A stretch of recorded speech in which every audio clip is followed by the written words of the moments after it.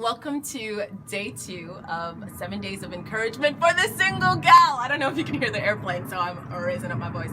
But basically, my encouragement for you today is that your marital status does not determine your value. And sometimes as single women, there can be two dominant fears, actually for all women. And the fear can be that you're too much or you're not enough. And I remember one of my friends, she was fearing that she was too much. And this analogy came to my mind. And the analogy was, you know, you go to the gym and there's different weights, right?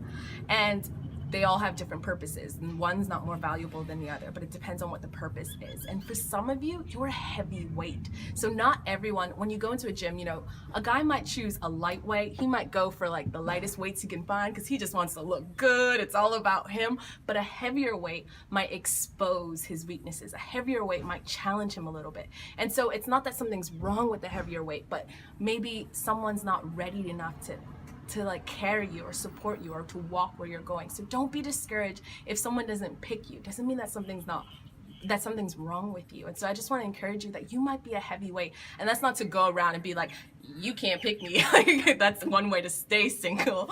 But it's knowing your value and knowing that it's not based on who does or doesn't pick you. For example, with jewelry store, right? There might be a store and someone might just walk right by it because they're like, I can't afford anything in that store. Does that make the diamonds, the jewels, and everything in that store less valuable? No. And it's the same thing with you. Your value is priceless. And just because someone sees it or doesn't determine whether or not you really are valuable. So hope you remember that. You might be a heavyweight, and stay encouraged. Mwah.